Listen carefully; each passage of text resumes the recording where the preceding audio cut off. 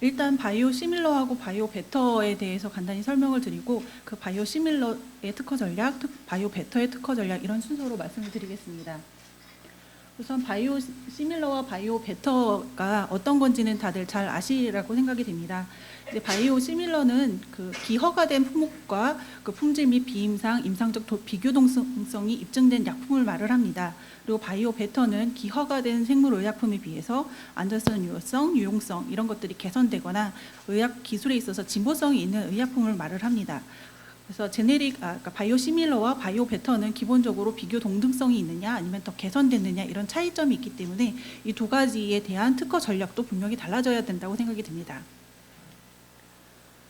화학의약품의 경우에는 분자량이 작은 저분자 물질이기 때문에 그 제네릭 의약품 같은 경우는 동일한 물질에 대해서 그러니까 제네릭 의약품을 만들고 동일한 물질이기 때문에 동일한 특허는 이제 받을 수가 없습니다. 그래서 원천 특허가 소멸된 이후에 그 제네릭 의약품을 이제 개발을 하셔야 되는데 이에 반해서 바이오 시밀러 같은 경우에는 원천 특허 발명과 동일하지는 않습니다. 왜냐하면 분자량이 워낙 크고 복잡한 물질이기 때문에 동일하지는 않지만 동등한 효과를 갖고 있는 그런 물질이기 때문에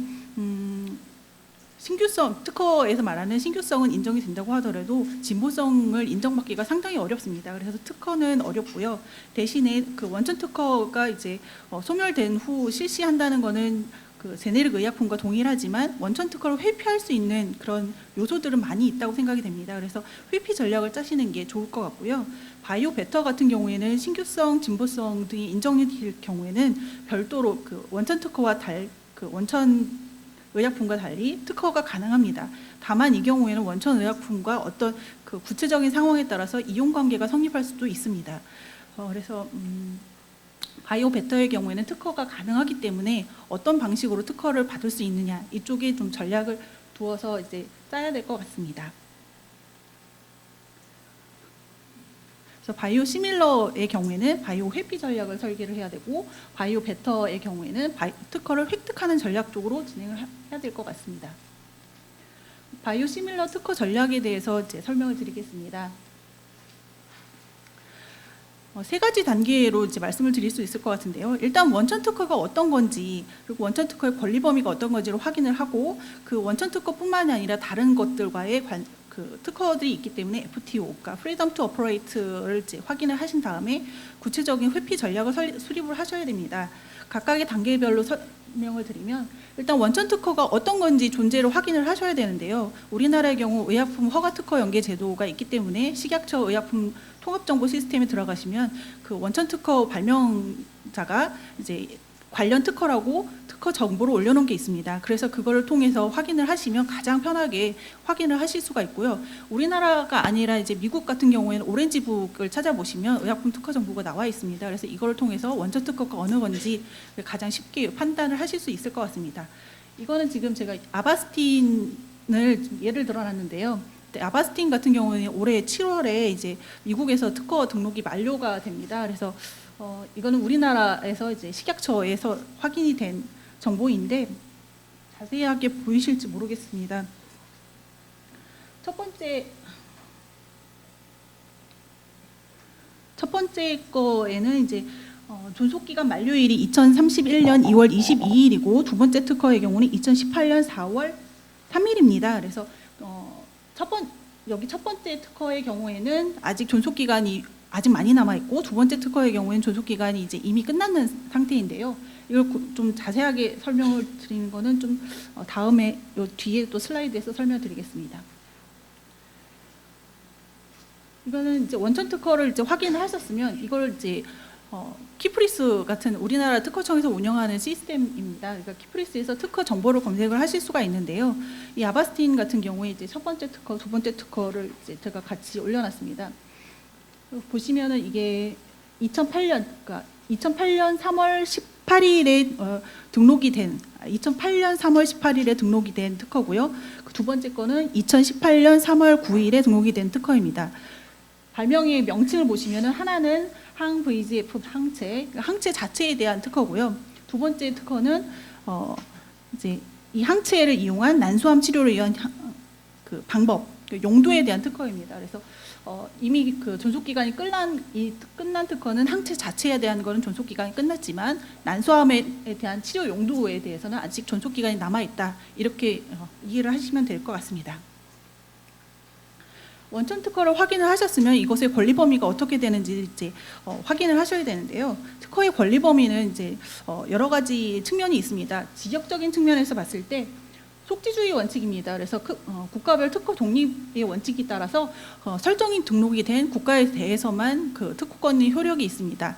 그리고 특허 발명의 보호 범위는 내용에 대한 건데 청구 범위에 적혀 있는 사항 그대로입니다. 그래서 청구 범위에 기재된 구성 요소를 모두 실시하여야 원칙적으로 침해가 되고 그런 원칙은 구성 요소 완비의 원칙이라고 흔히 얘기를 합니다. 그래서 구성 요소를 많이 기재를 할수록 권리 범위는 더 좁아지게 되고 구성 요소 중에 일부를 빼거나 아니면 변경해서 이렇게 실시를 하게 될 경우에 원칙적으로 구성 요소 완비의 원칙상 특허 침해는 아닙니다. 하지만 판례가 인정하는 침해가 있는데요. 그 구성요소 완비의 원칙을 고수하는 경우에 유사한 발명임에도 불구하고 침해를 주장할 수 없게 되는 그런 불합리한 점이 있기 때문에 그 균등론이라고 해서 약간 변형이 됐지만 기존 특허에 비해서 변형은 됐지만 그게 즉 사소한 것인 경우에 구체적인 그 요건들이 있습니다만 사소한 변경의 경우에는 균등론을 적용해서 침해로 인정이 되고 있습니다. 그리고 청구항에는 독립항과 종속항이 있는데요. 종속항은 독립항을 인용하면서 독립항을 한정하거나 부과하는 청구항입니다. 그래서 원칙적으로 이제 이런 정의 때문에 독립항의 권리 범위가 종속항의 권리 범위보다 넓다 이렇게 이해를 하시면 될 것 같습니다. 그리고 시기적으로 보면 특허권의 존속 기간은 설정 등록이 있는 날로부터 특허 출원일 후 20년이 되는 날까지 존속을 하게 되고요. 예외적으로 그 바이오 의약품 같은 경우에는 의약품의 경우에는 존속 기간 연장 등록 제도가 있습니다. 그래서 허가 등에 따른 특허권 존속 기간 연장 등록 제도로 이용하시면 최장 5년까지 존속 기간이 연장될 수 있습니다. 앞서 예를 들었던 아바스틴에 대한 그 등록 청구 범위인데요.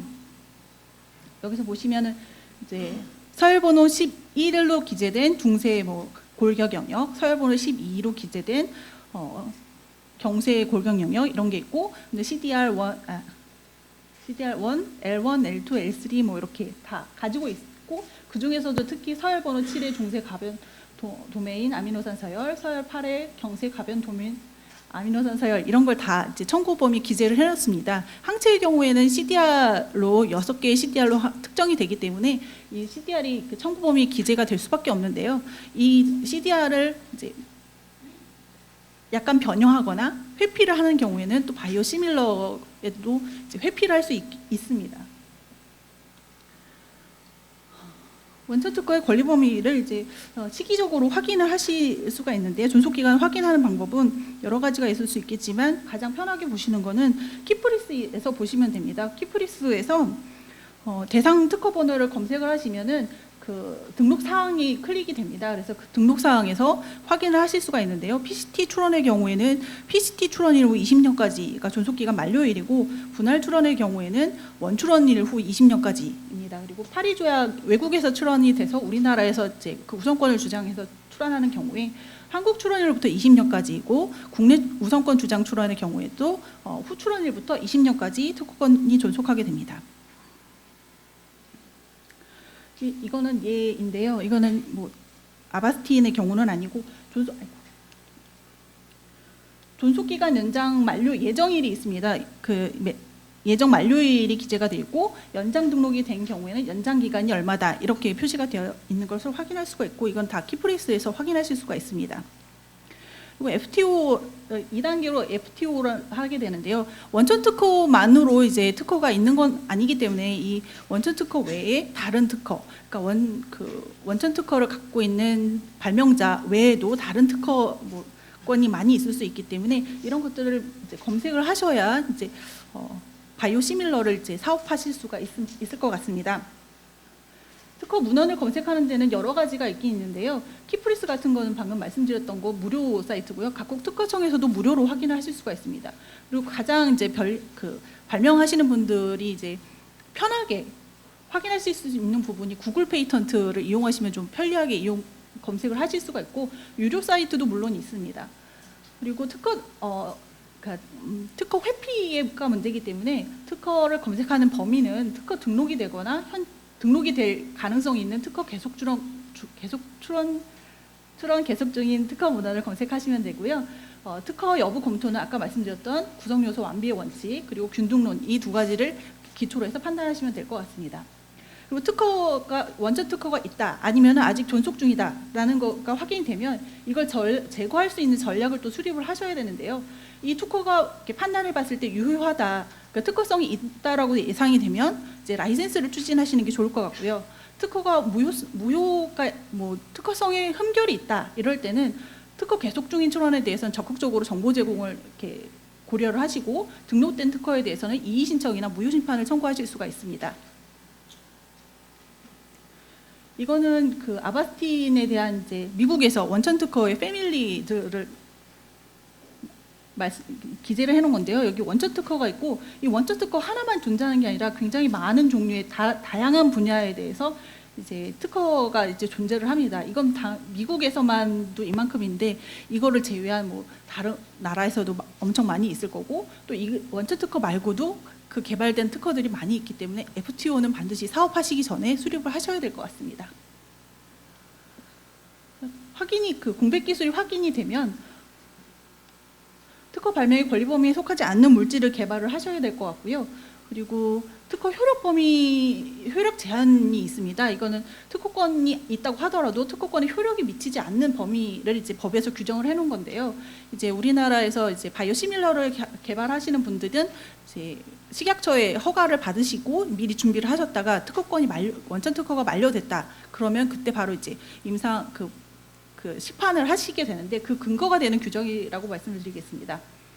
96조에 따르면은 연구 또는 시험을 하기 위한 특허 발명이 CC에 해당이 됩니다. 그래서 시험, 임상 시험이나 이런 시험의 경우에는 특허권에 효력이 미치지 않기 때문에 이 범위 내에서는 이제 특허를 자유롭게 실시하실 수가 있고요. 그리고 유효라고 생각이 되는 이제 특허권에 대해서는 무력화를 시킬 수가 있는데, 특허 무효 심판, 소극적 권리 범위 확인 심판, 또는 존속 기간 연장 등록 무효 심판 등을 청구하실 수가 있습니다. 이런 심판의 경우에서 특허 도전에 성공을 했을 때 의약품 허가 특허 연계 제도상의 우선 판매 품목 허가권을 얻을 수가 있기 때문에 이런 걸 적극적으로 고려하시면 좋을 것 같습니다. 그리고 바이오 베터 특허 전략을 설명을 드리겠습니다. 바이오 베터의 경우에는 특허 획득 전략을 좀 고려를 하셔야 되는데, 이거는 앞서 말씀드린 거하고 약간 방향이 조금 다릅니다. 차이점이 있는데, 선행기술 조사, 그리고 개량 발명, 특허 보호 전략 수립, 이렇게 3단계로 진행을 하시면 될 것 같습니다. 일단 선행기술 조사는 특허를 조사를 한다는 건 동일합니다. 다만 앞서 침해 회피 전략을 했을 때는 특허 등록이 된 거 또는 특허 출원 중인 계속 중인 거, 이런 것들이 이제 특허 등록 가능성이 있기 때문에 그거를 조사를 하셔야 되는데, 선행기술 조사의 경우에는 공개된 문헌이라면 특허 문헌뿐만 아니라 논문, 기타 공개 문헌 전부 다 이제 선행기술이 됩니다. 그래서 특허라고 하더라도 취하, 포기, 소멸된 거 전부 다 선행기술로 조사를 하셔야 되고요. 특허 검색은 이제 아까 말씀드렸던 키프리스 이런 걸 이용을 하시면 될 것 같습니다. 키프리스 홈페이지는 이렇게 돼 있고, 여기에 들어가셔서 이렇게 원하시는 검색어를 넣으시면 검색이 가능합니다. 여기는 검색 방법이나 이런 그 내용들을 적어놨으니까 필요하시면 참조하시면 될 것 같습니다. 그리고 각국 특허청의 웹사이트를 다 링크를 시켜놨고요. 그 특허청의 이제 홈페이지에 들어가 보시면은 이렇게 다 나와 있는데요. 이건 미국 특허청입니다. 그래서 여기 보시면 퍼블릭 페어라고 있는데요. 이거는 그 미국 특허청에서 진행되고 있는 특허들의 모든 서류를 다 확인을 하실 수가 있습니다. 그래서 필요하시면 그 퍼블릭 페어라는 것도 이용을 하시면 좋을 것 같습니다. 그리고 구글 페이턴트이고, 그리고 이제 바이오 의약품 경우에는 이제 서열이나 이런 것들이 많이 이제 특허에 검색이 되게 필요한데, 특허 권리 범위에 이렇게 기재를 하기 때문에 그런 특허 서열 특허 검색은 이제 기존 다른 뭐 키프리스나 이런 거에서는 접근하기가 검색하기 어렵거든요. 그래서 페이턴트 데이터 소스라고 EMBL에서 운영하고 있는 사이트가 있습니다. 여기서 검색을 하시면 좀 그래도 편하게 검색을 하실 수가 있을 것 같습니다. 2단계로 이제 바이오 베터인데요.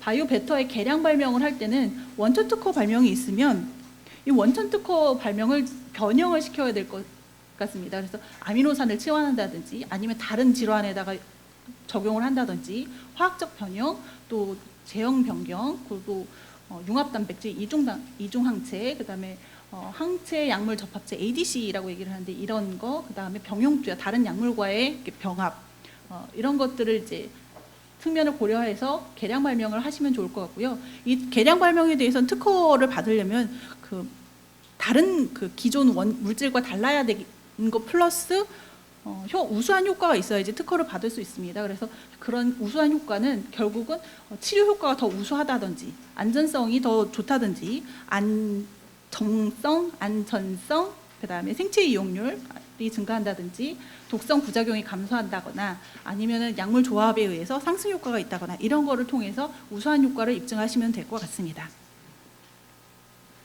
특허 보호 전략 수립은 이제 가장 절차적인 측면인데요. 빠른 우선위를 확보를 하셔야 됩니다. 그래서 빠른 우선위를 확보해야 권리를 선정할 수 있기 때문입니다.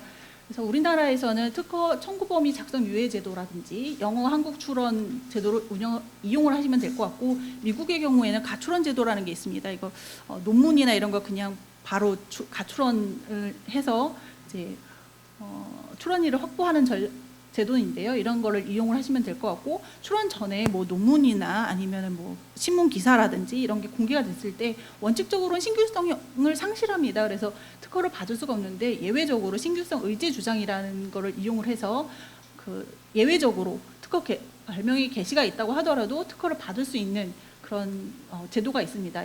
그래서 출원 전에 공개를 하신 경우에는 이런 제도를 적극적으로 이용을 하시는 게 좋을 것 같고요. 다만 이런 신규성 의제 주장은 출원 전 1년이라는 기한이 있습니다. 1년이 넘어가면은 이거는 하실 수가 없고, 그리고 이 신규성 의제 주장의 경우에는 이걸 폭넓게 인정해 주는 나라가 많지는 않습니다. 그래서 논문 공개 같은 경우에는 뭐 우리나라, 뭐 미국, 일본 정도 이렇게 외국 해외 출원할 수 있는 국가가 상당히 줄어들기 때문에 가급적 출원 전 공개는 하지 않으시는 게 좋을 것 같습니다. 그리고 다양한 종류의 권리 확보를 하기 위한 제도로서 국내 우선권 주장 제도와 분할 출원 제도가 있는데 이 두 가지를 적절히 이용을 하시면 다양한 종류의 권리를 확보하실 수가 있을 것 같습니다. 해외 출원의 경우에는 개별국 출원과 PCT 출원이 두 가지가 있습니다. 이 두 가지는 각각이 좀 다른데요. 어떤 거를 선택할지에 대해서는 이제 개별국 출원이 좀 더 이렇게 빠른 등록이 가능하거든요. 그래서 빠른 등록이 필요하다면 개별국 출원, 그리고 사업성 판단에 좀 시간이 필요하다 그러실 때는 PCT 출원을 하시는 게 좀 더 유리하고요. 이게 PCT 출원은 관람료가 조금 약간 비쌉니다. 그래서 출원 국가가 한 5개 국가 정도면은 PCT 출원이 조금 더 유리한 것 같습니다. 그리고 다만 이제 주의하실 점은 PCT 미가입국이 있습니다. 대부분의 국가가 다 PCT에 가입이 되어 있긴 하지만 이제 주요국 중에 대만이나 아르헨티나 같은 경우에는 PCT에 가입되어 있지 않기 때문에 이제 반드시 대만이나 아르헨티나에서 사업을 권리를 보호받고 싶으시다면 PCT 출원이 아니라 개별국 출원을 별도로 진행을 하셔야 된다는 걸 유의하셨으면 좋겠습니다. 시기적으로 보면 이제 파리 조약 같은 경우에는 12개월, 그러니까 1년 내에 이렇게 각 나라로 진입을 하게 되는 반면에 PCT 출원 같은 경우에는 30개월, 그러니까 30개월 내지는 31개월, 이건 좀 나라마다 다르긴 하지만 대부분 국가가 30개월 내지는 31개월입니다. 그래서 30개월 동안 이 어느 나라에 진입할지 충분한 시간을 가지고서 사업성 판단하셔서 진입할 나라를 정하시면 될 것 같습니다.